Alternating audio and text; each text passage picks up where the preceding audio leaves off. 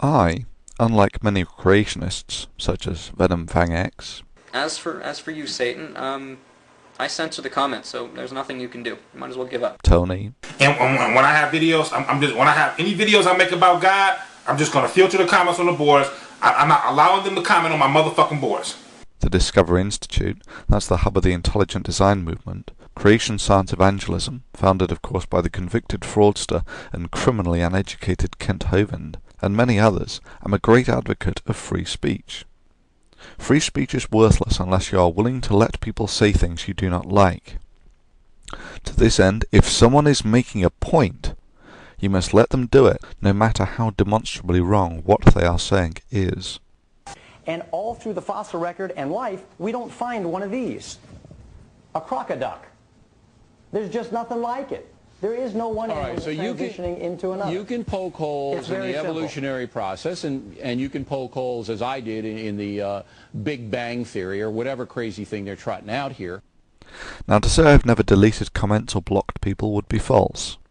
Trollers, spammers, and people who send me hate mail will, on occasion, get blocked. And to be quite honest, if your idea of a virtuous use of free speech is pointless speculation on someone's lineage or how ugly their mama was... Well, your mama is Hold it, wait a minute. Don't bring anyone's mother into this. well, you can do it elsewhere. Similarly, if your idea of free speech is simply repeatedly copying and pasting from other websites, then you are performing a task more befitting of a computer. Indeed, YouTube clearly has algorithms in place that automatically mark such comments as spam. I have little ethical issues in deleting these if I come across them. So it was with a sense of mirth the other day that I found that some of my earlier Why Do People Laugh at Creationists videos, particularly the ones containing the convicted fraudster Kent Hovind, had been targeted by flagging campaigns by creationists, both down-thumbing and marking as spam any non-creationist comment, and up-thumbing creationist comments. Yep, all those creationist comments, they really show what a draconian censor I am, don't they? Again, it is seen that creationists have a propensity towards intellectual vandalism. They have a level playing field to say whatever they want, and make whatever argument they feel most accurately articulates the strength of their position, and they have done it. The best argument they can put forward is flagging comments they don't like as spam, abusing the system. This is their strongest card. However, whoever did this was clearly very dedicated. They appear to have flagged about 1,000 comments split over 3 videos containing the convicted fraudster and the Young Earth Creationist Kent Hovind. Just to flag these comments, they had to read 1,000 or so comments, decide if they were pro-creationism or sane, then rate each one 6+ times each. It's an absolute minimum of about 3 hours of mindless clicky work. Plus, I think YouTube has some timeout feature to prevent people abusing the system like this, so on average you only get about 1 comment vote per minute, meaning that someone put in 24 hours work just sitting down and flagging these videos. Then, of course, these videos get sufficient traffic that the superficial effects of their flagging campaign are lost in about a week. Secondly, they cannot down-thumb my comments, meaning that anyone who does actually look at these comments, all they will see is creationists getting their asses handed to them, like this. These docs keep on mentioning fact. What fact? Science is not, nor will ever be, fact. Who can even start to believe the Earth is 65 million years old? What will it be next week?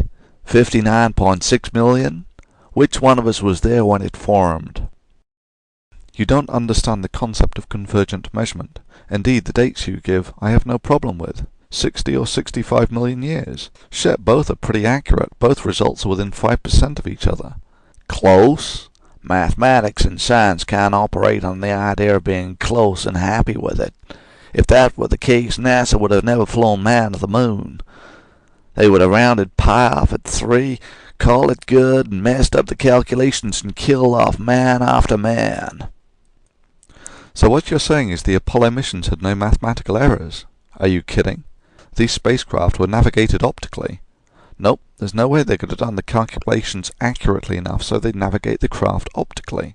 This is how they navigate planetary probes as well. They do it mostly by maths, but they correct the error manually. Roll, pitch, etc. could never have been as good as 10%. Finally, I can simply turn off the comment voting on these vandalized videos and instantly undo all of their work, albeit at the cost of disabling the comment voting on that video.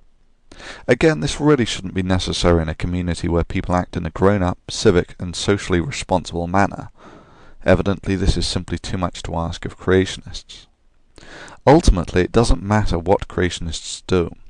These videos remain as a universally available and increasingly popular source of immunization against the poisonous little creationist cult of anti-intellectualism, anti-knowledge, anti-science and anti-free speech. You see, what the creationists haven't realized is that censorship, ultimately, is internally destructive.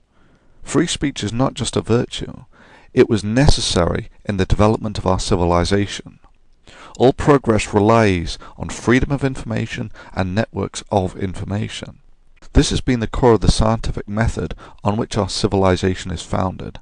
What sort of world would we live in today if Einstein, Newton and Galileo had all kept their ideas to themselves? Process necessitates the examination of the veracity of the status quo, a process that the scientific community in the open marketplace of ideas is ruthlessly good at. You simply cannot attain this sort of progress in an environment of censorship. Can you, Galileo? Does evolution get this scrutiny? Yes, of course it does. When Darwin proposed the mechanism, he had no idea of the details of reproduction with variation. Now we do. Darwin had little understanding of other significant factors in evolution, such as genetic drift and punctuated equilibrium. Now we do.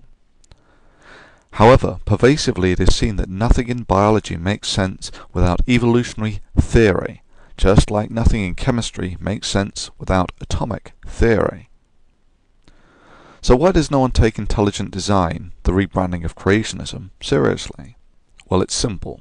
In a free marketplace of ideas, the right to express an opinion does not extend to the right to be taken seriously. The banana and the hand are perfectly made one for the other. You'll find the maker of the banana, Almighty God, has made it with a non-slip surface. The maker of the banana, Almighty God. The maker of the banana, Almighty God. If you want to propose something at variance with virtually everything that is known of the real world, such as flat earthism or creationism, you need proof. Extraordinary claims require extraordinary evidence.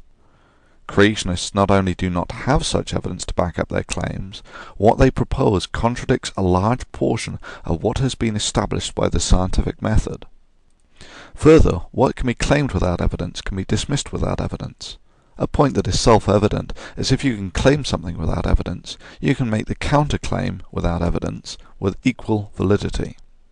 With every other video I've made, they stand on their merits and get rated as such.